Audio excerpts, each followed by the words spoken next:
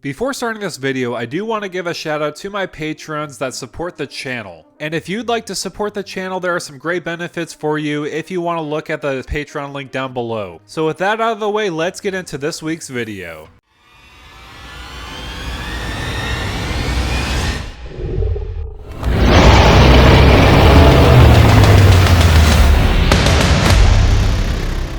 What's going on YouTube? This is Devin coming back at you with another video today on Pups on PempTG. Glad to have you here. Because of the new Commander Masters set coming out, I thought I would dive into the Dragon. What a classic, but I feel like it's still strong today. The one problem I do have with the Dragon, it is 9 mana. That is really steep for the dragon. Honestly, what makes this commander crazy is that Eminence ability, making your dragon spells cost 1 less to cast. And it also does have a huge effect. Whenever one or more dragons you control attack, draw that many cards, then you may put a permanent card from your hand onto the battlefield straight up, no other stipulations. Really crazy card right here. So it does have a crazy attack trigger, so let's utilize that in this deck tech. But first, let's go over some important pieces to know about this commander. The thing I've learned over the years with this commander is you absolutely need to make sure you can get your dragons out whenever you can, whether by ramping or by reducing your spells. So for example, I thought of Farseek, Nature's Lore 3 Visits, and Sky Shroud Claim. They are super efficient for you to get mana out. I mean, obviously they're not like Mana Crypt or Chrome Mox or any other Moxes, but they are great at what they do, ramping you ahead so that you can get your dragons out faster. I also did think of cost reducers like Shadow in the Warp and Urza's Incubator. Shadow in the Warp is absolutely excellent in here because the first creature spell you cast each turn costs 2 less to cast. Knowing that this is a big dragon deck, that's going to be basically once per turn, which is no big deal right here. And on top of that, it acts as a hate bear on your opponents as well. I also think some great planeswalkers like Sarkhan Fireblood is absolutely excellent in here. For 3 mana, you're getting a lot of value right here. If you want to discard a dragon so that you can reanimate it later, you can definitely do that. There's a little bit of a reanimation package in this deck list down below. Also on top of that, it could act as a mana dork for your dragons as well, adding 2 mana in any combination of colors. What a fantastic value right there just for 3 mana. I mean, the ultimate with a -7, you're not really going to get too much. Honestly, I don't really care about it as much, so you don't really need to do that. I did also want to include the Teamer version of Sarkhan with Sarkhan Unbroken right here. For 5 mana, you're definitely going to get a lot of value on here. Drawing a card, then adding 1 mana of any color into your mana pool is excellent. I do think this version of Sarkhan has a better advantage over the other Sarkhan because it can protect itself, putting a 4/4 red dragon creature token with flying onto the battlefield for his -2. Also, if you get his ultimate off, it's just game over for your opponents. Putting all dragons onto the battlefield that you have in your deck, absolutely absurd with this card right here. I do also want to mention some great utility pieces for your dragons, just in case if you want to make sure they don't get countered, or if you just want to get them onto the battlefield in other means. So for example, I did think of Rhythm of the Wild. Over the past years, I have shoehorned this in so many decks because I love the fact that creature spells you control can't be countered, and also you could essentially give haste to your dragons on top of that. However, if your dragons already have haste, no worries right there. They could just enter in the battlefield with an additional 1/1 counter on them. Super great card. I shoehorn it in almost any of my Gruul decks. However, with the Dragon, I want to make sure that it can get haste as soon as it hits the battlefield. So with Dragon Tempest, it's going to get the job done. And on top of that, when a dragon enters the battlefield, it can deal X damage to target creature or player, where X is the number of dragons you control. Also on top of that, whenever a creature with flying, basically a dragon, enters the battlefield this turn, it gains haste. So not only is this a haste enabler, it is a great way to get rid of pesky creatures here and there on the opponent's side of the battlefield. But if you really want to scare your opponents, Lurking Predators does so much work in my games right here. Whenever an opponent casts a spell, any kind of spell, reveal the top card of your library. If it's a creature card,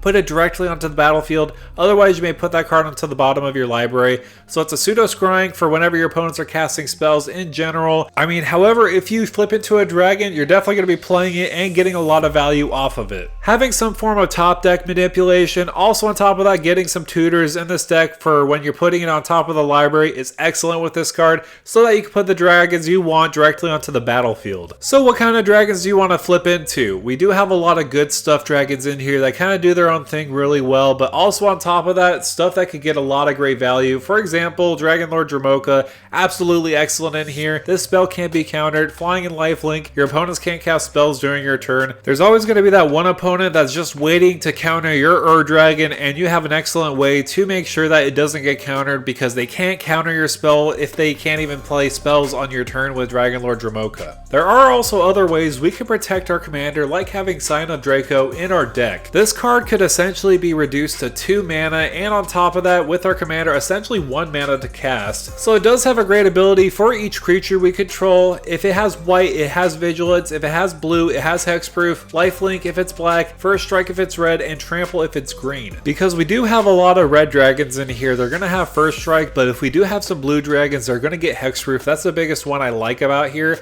And on top of that, with our commander out on the battlefield, it has all those colors. But overall, for 1 mana, essentially, if we have all 5 colors for that domain activation, this will cost 1 mana to cast for a 4/4 and all those abilities. I also did want to mention Hellkite Courser. This is just more of a funny card to add into this list, because when it enters the battlefield, you may put a commander you own from the command zone onto the battlefield and it gains haste. This just helps so many high CMC commanders get on the battlefield early and kind of get a swing, especially with our Dragon having an attack trigger that's absolutely glorious. This is definitely just a great auto include just in general right here. Also, what's better than having 1 dragon is having 2 dragons. Mirim Sentinel Worm will get you that. Mirim's just a great finisher because you can just double the amount of dragons you put on the battlefield, including your commander. Imagine just having 2 dragons on the battlefield. Absolutely ridiculous.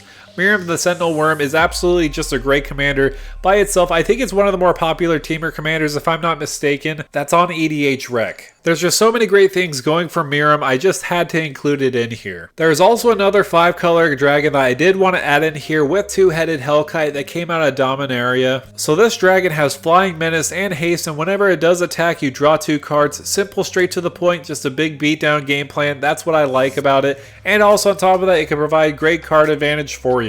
If there ever was another 5-color legendary dragon to rival the Dragon, Tiamat is definitely up there. Just having that ability to tutor for 5 dragons and putting them into your hand is absolutely insane, especially with the Dragon. We want to make sure we can have this in our deck so that we can tutor for the right dragons so that we can win the game.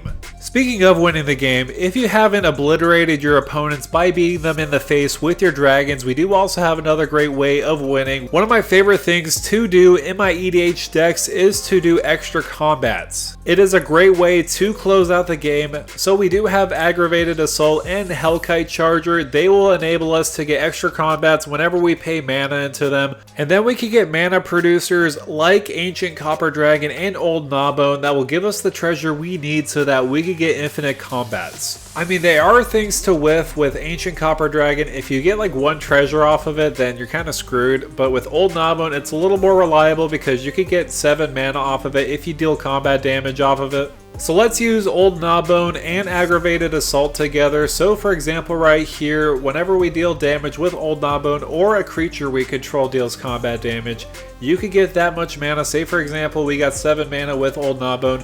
We could sink that into untapping all creatures we control. There's an additional combat phase. You can only play it as a sorcery, but that doesn't matter. And then you can swing in with Old Gnawbone again and gaining more treasure and so on and so forth, getting infinite combats. There are also other ways we could combo out with dragons if you want to strictly focus on dragons in your deck. If you don't want any other crazy shenanigans with combos, we do have some great combos with dragons. So we're going to deal infinite damage to our opponents by having Bladewing the Arisen out on the battlefield. You could have Scourge of Valkis or Terror of the Peaks on the battlefield, but we're going to use Terror of the Peaks for example right here. You can make a copy of Bladewing the Arisen by having Twin Flame or Heat Shimmer do the job right there. Since the legend rule applies, you're going to make that original Bladewing dies.